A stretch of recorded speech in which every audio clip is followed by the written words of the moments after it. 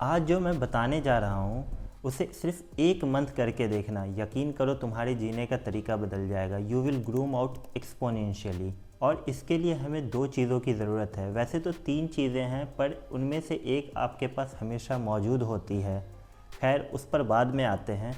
अभी फ़िलहाल के लिए हमें 2 चीज़ें, एक शीट ऑफ पेपर और दूसरा एक पेन, इसकी दरकार होगी।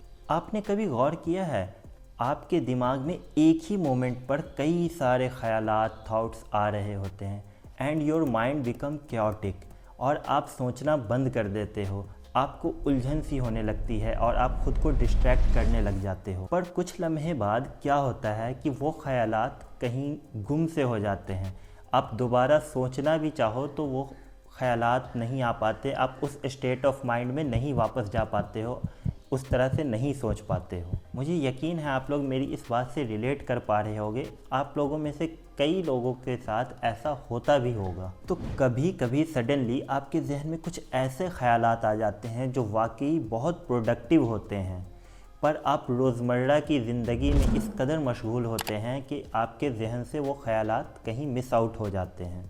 इससे होता क्या है, हम जितना सोचते हैं उतना भी अचीव नहीं कर पाते। तो ये थी एक प्रॉब्लम, और जब ये प्रॉब्लम मैंने डिस्कस की है तो इसका सॉल्यूशन भी बताऊंगा। So let me show you how a sheet of paper and a pen changed my chaos into clarity. मैं भी एक वक्त पर इन चीज़ों का शिकार था।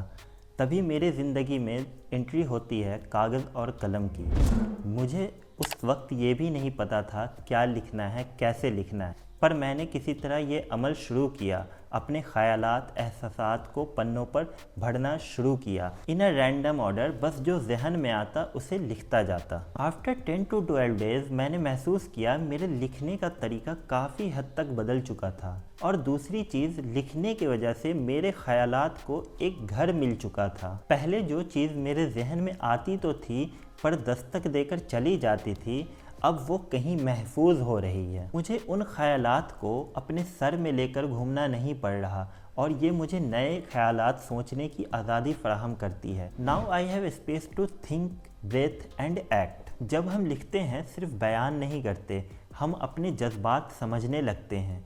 वो ख़यालात जो दिमाग में दहशत बन गए थे, वो कागज़ पर आने के बाद बेकसूर लगने लगते हैं। ज़रूरी नहीं कि आप एक राइटर हैं तो ही लिख सकते हैं। हमारे लिए लिखना इसलिए भी ज़रूरी है क्योंकि लिखने से हमारे ख़यालात एक तरतीब लेते हैं, एक ऑर्गेनाइज्ड फॉर्म में स्टोर हो जाते हैं। यकीन करें, आप ये अमल चंद दिनों तक करके देखें। इम्प्रूवमेंट महसूस नहीं हुआ तो मेरा कमेंट सेक्शन आपके फ्रस्ट्रेशन के लिए खुला है, वहाँ नहीं तो यहाँ लिख दें, पर लिखना ज़रूर शुरू कर दें। मुझे पता है जब आप कुछ करने बैठते हो तो एक्सक्यूज़ेस, बहाने भी पीछे से आ जाते हैं।